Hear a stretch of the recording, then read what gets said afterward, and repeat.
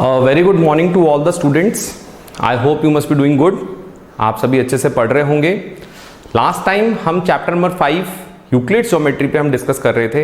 हमने कई सारे पॉइंट्स देखे, टोटल 7 पॉइंट्स हमने देखे, जो कि पॉइंट के बाद लाइन, लाइन के बाद प्लेन और प्लेन के बाद अपन 3D ऑब्जेक्ट के बारे में हमने बात की थी। जो हमने डायमेंशंस की बात की थी वो थी 3D, 2 डायमेंशन, 1 डायमेंशन और 0 डायमेंशन। 0 डायमेंशन मतलब पॉइंट। तो बेसिकली स्टूडेंट्स में एक बात कहना चाहूँगा, geometry is very very interesting subject and this particular chapter of geometry it is very very interesting, practical and easy to learn. इसमें आप बेसिकली फिगर्स, आप ऑब्जेक्ट्स, पिक्चर्स, एक तरह से हर चीज़ को इमेजिन भी कर सकते हैं, हर चीज़ को आप विजुलाइज भी कर सकते हैं और एक बड़ी प्रैक्टिकल अप्रोच के साथ इन चीज़ों को आप आगे बढ़ा सकते हैं। आपने ये भी देखा कि ज्योमेट्री हमारे प्रैक्टिकल यूज़ में अराउंड 3000-4000 ईयर्स से हमारे बहुत ज़्यादा प्रैक्टिकल यूज़ में आ रही है। Right from pyramids, right from agriculture, किस तरह से लैंड को मेजर किया जाता है, किस तरह से सारे के सारे प्लॉट्स काटे जाते हैं, उनके मेजरमेंट्स क्या होते हैं, आज भी ये ज्योमेट्री उतनी ही यूज़फुल है। मैं आपको पर्सनल एग्जांपल के साथ एक बात कहना चाहूँगा कि रिसेंटली हमारे सामने एक प्रॉब्लम आई थी जिसमें हमें एक बड़ी इरेगुलर सरफेस का एरिया निकालना था। उसके सारे डायमेंशंस हमारे पास थे और काफ़ी पढ़े लिखे जो लॉयर्स होते हैं उनसे भी वो एरिया नहीं निकला। हमने सिंपल क्लास 10th की ज्योमेट्री को यूज़ करते हुए उसका एरिया निकाला। तो आप समझ सकते हैं कि ये जो ज्योमेट्री आज प्रेजेंट डे में भी कितनी ज़्यादा प्रैक्टिकली इंपॉर्टेंट है। हालांकि हमारे पास इक्विपमेंट्स आ गए हैं एरिया मेजर करने के भी, डिस्टेंस मेजर करने के भी, लेकिन जो आपकी प्रैक्टिकल ज्योमेट्री है और जो आप एक बार हाथ से निकालेंगे और उसको क्रॉस चेक करेंगे वो कभी भी ख़त्म नहीं होगी। आप इस बात को समझ लीजिए। आज भले ही हमारे पास कितने भी इक्विपमेंट्स आ गए हों, कितने भी सेल फोन्स और पता नहीं क्या क्या आ गया हो, लेकिन फिर भी ये जो हमारे प्रैक्टिकल चीज़ें हैं, जो हमारी लर्निंग्स हैं, ये कभी ख़त्म नहीं होंगी, क्योंकि सारे इक्विपमेंट्स, सारे ऑब्जेक्ट्स इन्हीं चीज़ों पे बेस्ड हैं। तो आप हमेशा अपने फंडामेंटल्स, जो बेस होता है, उसको आप स्ट्रॉन्ग रखें, क्योंकि अगर आपका बेस स्ट्रॉन्ग होगा तभी आपका आगे की चीज़ें क्लियर होती जाएंगी। एक बड़ा एग्जाम्पल फिर से मैं लेता हूँ, पाइथागोरस थ्योरम। पाइथागोरस थ्योरम हमने लास्ट टाइम पढ़ा था, कितने हजार साल पहले निकली थी, लेकिन आज भी वो इतनी रेलिवेंट है। आज भी हम उतने ही इंपॉर्टेंस के साथ उसको पढ़ते हैं और प्रैक्टिकल लाइफ में यूज़ भी करते हैं। तो आप इन चीज़ों को देखेंगे, समझेंगे तो आपको बहुत आसान लगेगी। एक बार समझने की कोशिश कीजिए, एक बार इसमें हल्का सा विजुअलाइजेशन, अंडरस्टैंडिंग क्रिएट कीजिए। This chapter is the basis of geometry. Geometry as the term we know, it is all about measuring the earth. हमारी धरती को हम कैसे मेजर करेंगे, धरती के बाद भी हमने काफ़ी और चीज़ें मेजर करी हैं, जैसे distance to moon, distance to sun, distance to various stars, at what rate the universe is expanding. So everywhere we have used only one thing, that is geometry.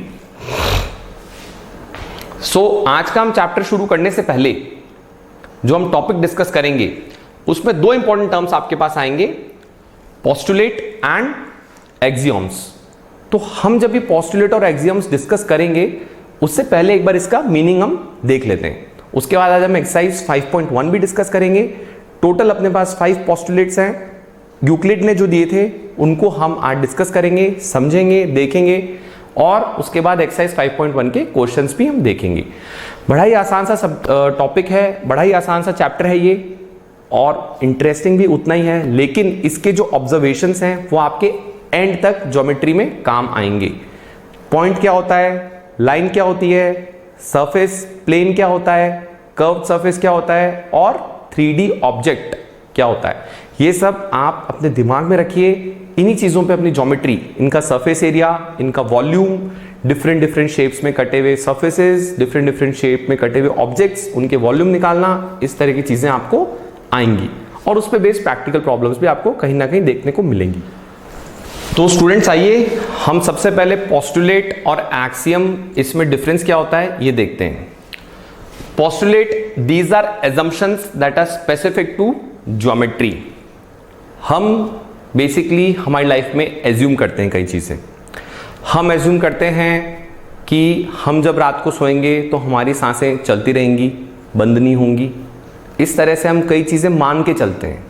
क्या मान के चलते हैं? कई चीज़ें मान के चलते हैं। हम ये मान के सोते हैं कि अगले दिन जब हम उठेंगे तो हम जिंदा उठेंगे, we will be alive and we will be having energy, will be energetic, will complete our work.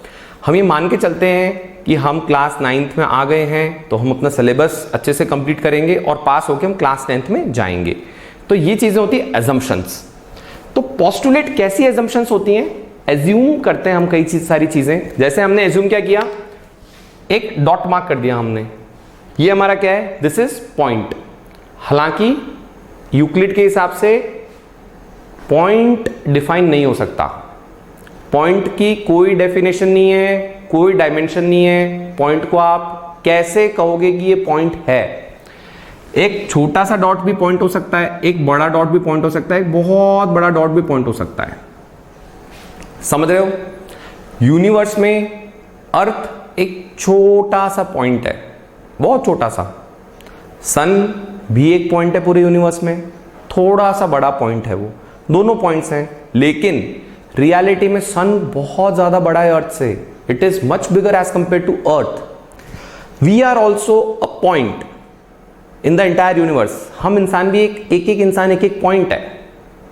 अर्थ भी एक पॉइंट है, सन भी एक पॉइंट है। तो बेसिकली हमने एज्यूम कर लिया। हमने क्या एज्यूम किया कि भाई सन थोड़ा सा बड़ा पॉइंट है, अर्थ उससे थोड़ा छोटा पॉइंट है और हम काफी छोटे छोटे पॉइंट्स हैं। समझ रहे हो? तो पॉइंट्स क्या होते हैं? बेसिकली डॉट्स होते हैं। एजम्पशन ही होता है, हम एज्यूम करते हैं कि डॉट एक पॉइंट है। उसी तरह से पोस्टुलेट मतलब वो एजम्पशंस होते हैं जो केवल ज्योमेट्री से रिलेटेड होते हैं। पोस्टुलेट कहीं भी आप पढ़ोगे मतलब ऐसे हमने मान लिया है, ऐसी चीजें जो केवल ज्योमेट्री से रिलेटेड हैं। एक्सियम्स क्या होते हैं? ये भी एजम्पशंस होते हैं, ठीक है, एजम्पशंस ये भी हैं, लेकिन ये केवल ज्योमेट्री से लिंक ना होके पूरी मैथमेटिक्स से लिंक्ड है। Postulate only geometry, axioms whole mathematics. So this is the difference. अब हम कुछ पोस्टुलेट्स जो यूक्लिड ने हमें दी थी और एक एक्सियम हम इसमें स्टडी करेंगे। कुल मिला के 5 पोस्टुलेट्स हम स्टडी करेंगे। पहली 4 बहुत इजी हैं, अंडरस्टूड हैं, आप पढ़ेंगे आपको समझ में आ जाएगा। 5वीं भी आसान है, आपको बस थोड़ा सा समझने की जरूरत है उसके बाद हम एक्सरसाइज 5.1 प्रैक्टिस करेंगे। Now let us come to postulate number 1। A straight line may be drawn from any one given point to any other point. ये यूक्लिड ने बोला। This was a postulate number 1.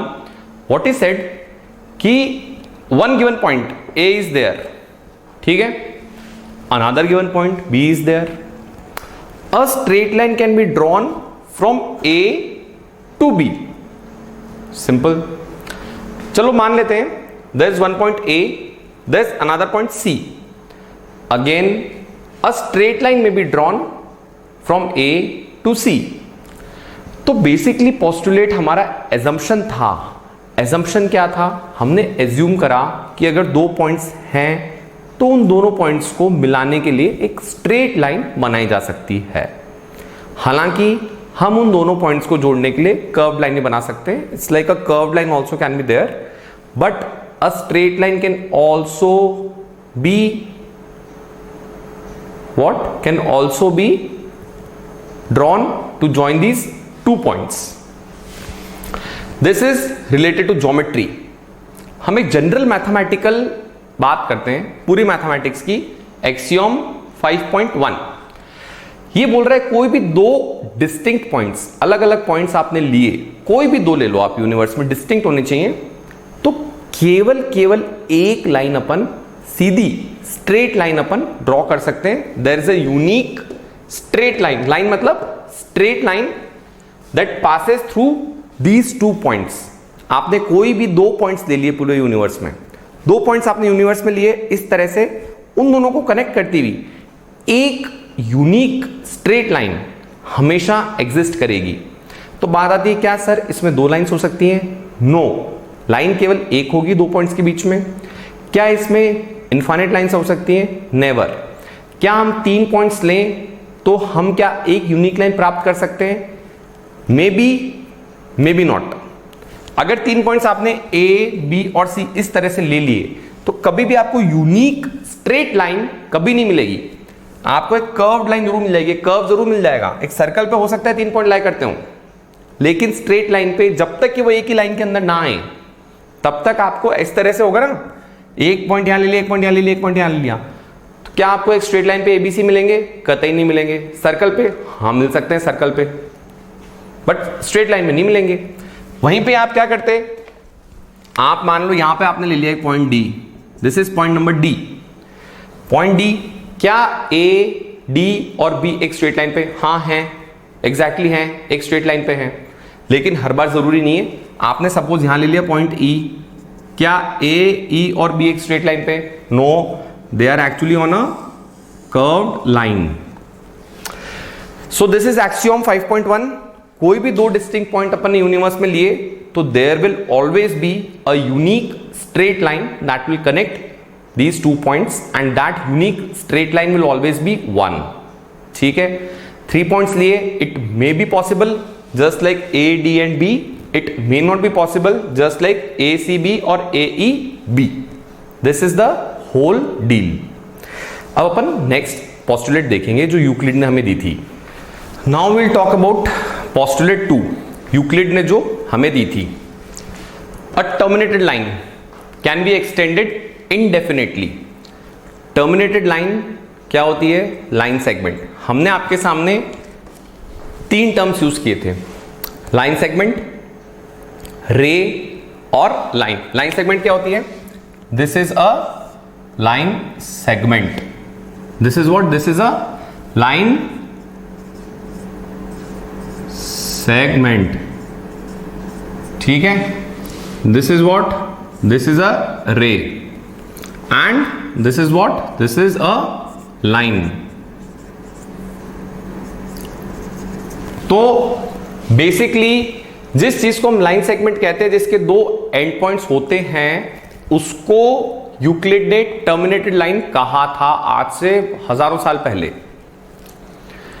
तो बेसिकली यूक्लिड कह रहा है कि जो लाइन सेगमेंट होती है जिसके 2 एंड पॉइंट्स होते हैं, ये दोनों एंड पॉइंट्स हैं, इसका नाम देते हैं एंड पॉइंट्स ए और end point B, it can be extended indefinitely.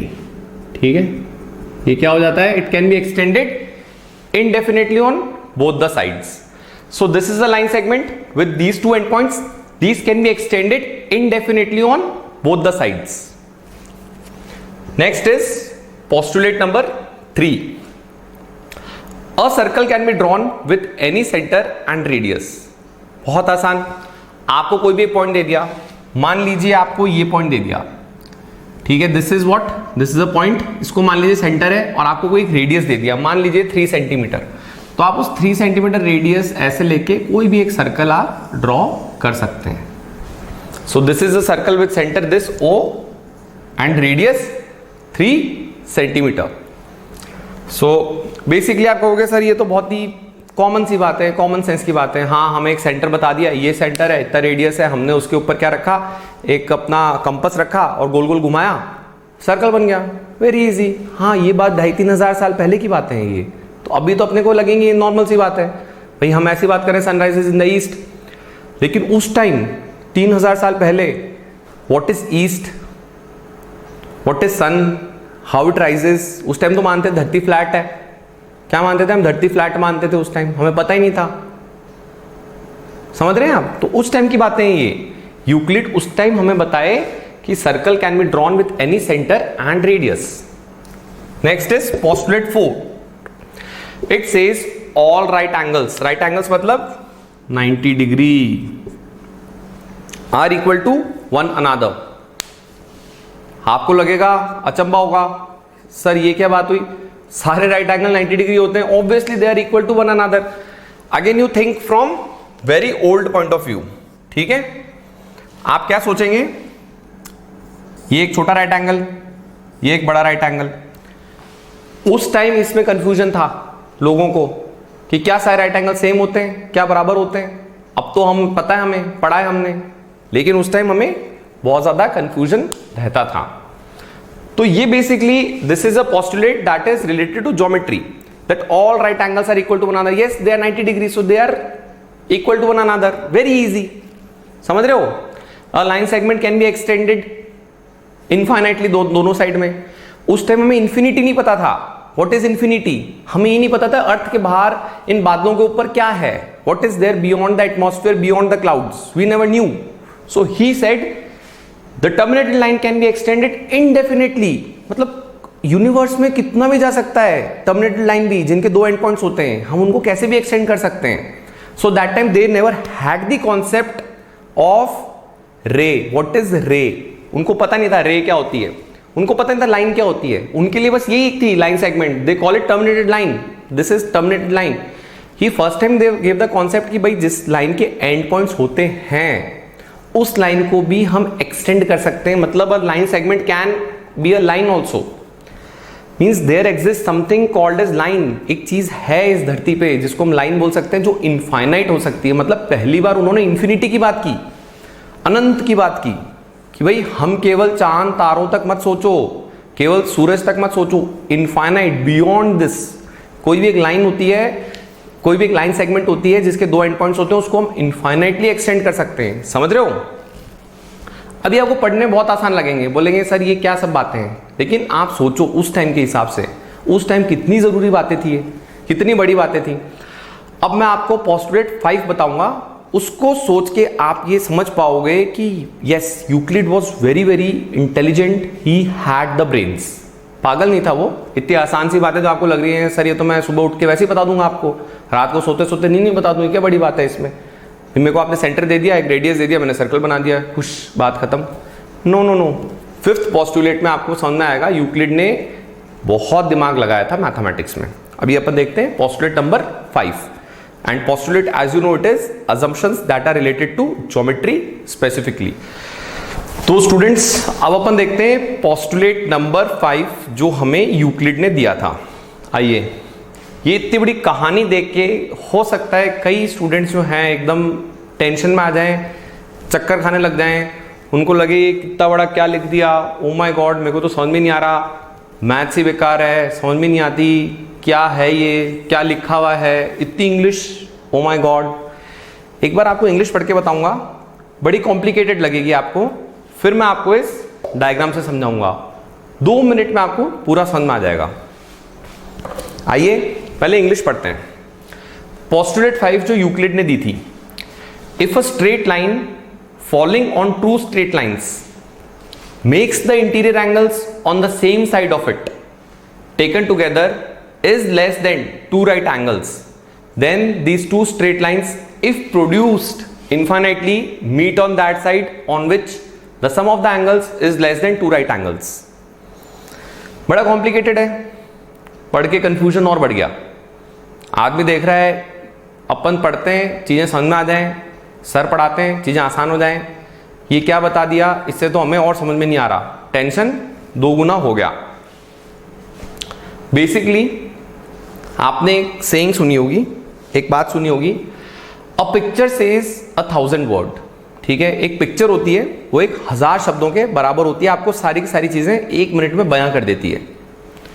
ये पिक्चर है हमारी, ये सारे शब्द है ना एक पिक्चर के अंदर समाहित हैं, they're included, this particular figure includes all these words and it contains the meaning of all these words.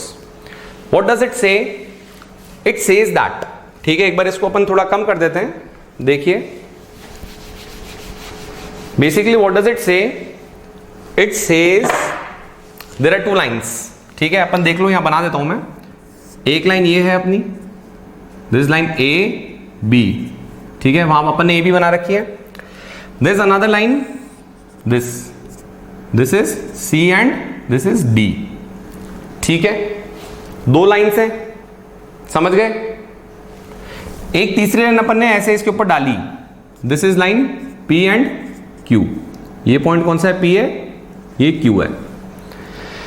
अब PQ क्या कर रहा है, ये सारे एंगल्स बना रहा है यहां पे, ठीक है, कितने एंगल्स बना दिए इसने ABCD के साथ, 8 एंगल्स बना दिए। 1 2 3 4 5 6 7 8 angles are made because of interaction of line PQ with AB and CD. ठीक है, हम बात करेंगे केवल इस एंगल और एंगल 2, एंगल 1 और एंगल 2 और एंगल 3 और एंगल 4. ठीक है, हम क्या करेंगे, ये हमारी बॉर्डर है, ये लाइन क्या है, हमारा बॉर्डर है. ठीक है, बॉर्डर के इस पार 1 और 2 है, बॉर्डर के उस पार रहते हैं 3 और 4. बॉर्डर है, बॉर्डर के आसपास क्रॉस करके मिल नहीं पाते, तो 1 और 2 में दोस्ती हो जाती है, 3 4 में भी दोस्ती हो जाती है, दोनों इकट्ठे हो जाते हैं. तो क्या बन जाते हैं, एंगल क्या बन गए, 1 प्लस एंगल 2, और यहां क्या बन गया, एंगल 3 प्लस एंगल 4. समझ गए. तो कहानी कहती है कि अगर ये दोनों मिलके लेस देन 180 डिग्री हुए, क्या हो गए, if 1 plus 2 angle 1 plus angle 2 is less than 180 degree, तो क्या होगा, इस लाइन को हम 1 और 2 के साथ साथ बढ़ाएंगे आगे, क्या करेंगे, एक्सटेंड कर देंगे. ठीक है, तो ये इस 1 और 2 की साइड पे लाइन मिलेगी. पॉइंट कौन सा होगा, पॉइंट इज सपोज से Z, ये Z पॉइंट पे ये AB और CD लाइन मिल जाएगी. तो आप बोलोगे तो क्या सर यहां मिल जाएंगी, यहां नहीं मिलेंगी, ये इधर चल जाएगी और ये इधर चल जाएगी, कभी मुलाकात नहीं होगी, किसी भी पॉइंट पे नहीं मिलेंगी. आप कहते हो सर ये तो मैं दिख ही रहा है, हाँ दिखता है, लेकिन यूक्लिड ने सारे जितने केसेस हो सकते हैं मैथमेटिक्स में उन सबको टेस्ट करके ये बात बताई कि एंगल 1 प्लस एंगल 2 अगर दोनों मिलके 180 डिग्री से कम हुए, 180 डिग्री से कम हुए, 2 राइट एंगल्स का क्या मतलब हुआ, 180 डिग्री, दिस इज 180 डिग्री. ठीक है, लेस देन 2 राइट एंगल्स मतलब it is less than 180 degree. ठीक है, these are interior angles on the same side of it. Interior angles 1 and 2 are interior angles, 1 and 2 are interior angles on the same side of this particular line PQ. ठीक है, अगर वो 2 right angles मतलब 180 degree से कम हैं, तो जो AB और CD जो 2 लाइन है ओरिजिनल, इनको एक्सटेंड करेंगे तो वो PQ के इसी साइड मिलेंगी. किस साइड मिलेंगी, जहां 1 और 2 रहते हैं. समझ में आई आपको ये बात. बेसिकली क्या बोला है, 2 लाइन है AB और CD. ठीक है, वापस आपको समझाता हूं, देखो आप,